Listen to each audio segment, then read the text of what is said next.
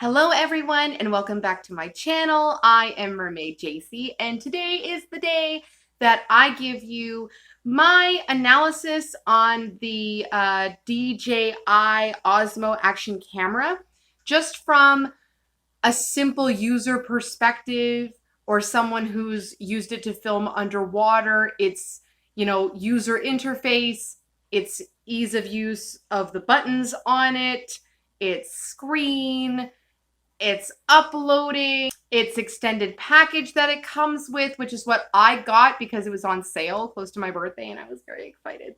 Before we get into today's video on the DJI Osmo action camera, please consider liking and subscribing to this little channel. We are slowly growing our mermaid community and I'm super happy to see it. I love reading all the comments that I get and I love the fact that our merfolk are slowly growing in my little community. It just makes me so happy. I would highly recommend getting this extended package. It comes with extra batteries and this extra charging station, as you can see. And what happens is you can put 3 batteries in it at once and it slowly charges through each one, blinking to indicate it's charging it, stop a solid green light to show you that it's done charging, and an orange light to show you that the battery needs to be charged. So that's very easy to use.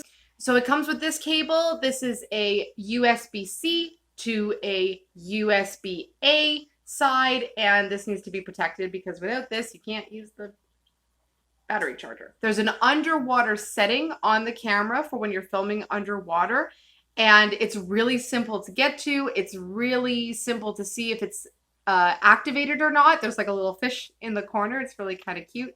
The user interface is really simple to use. You can slide to the left or right depending on whether or not you want to change settings or you want to view footage that you've already recorded to see the angle or the quality or whatever it is you're looking for, the stability. The inner stability feature of the camera is really great for somebody with a shaky hand or somebody who's, putting it on their helmet or their chest to record mountain biking or rollerblading or roller skating or, canoeing or whatever it is you're doing when you're moving. It stabilizes the camera for you. You don't have to do that in post.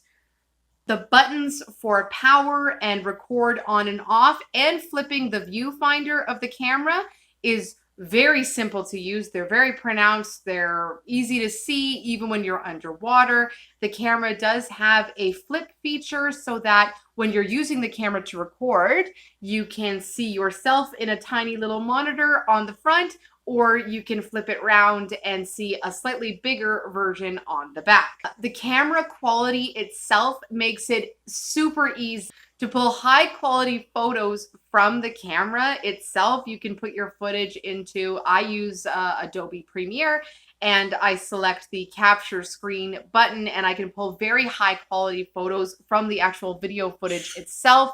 And that saves me from having to have multiple cameras when I'm out or when I'm filming, or having to, drag extra equipment with me, or having to spend all this extra money on an extra high quality camera.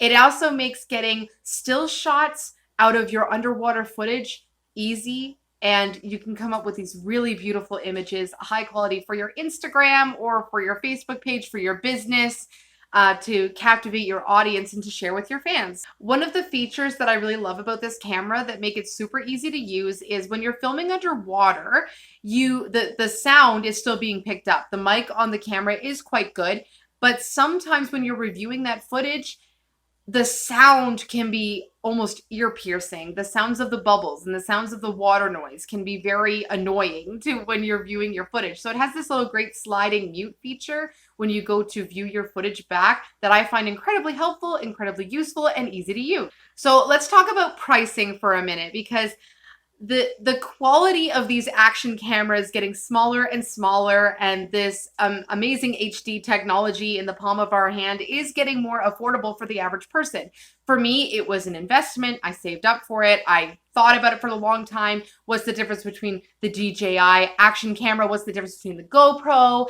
What are professionals saying? What are professionals using? That's all of the things that I considered, and price point was very high up on my list for things to consider. I'm a stay-at-home mom. Price is important to me. In comparison to the GoPro, the price point is actually pretty even, I would say.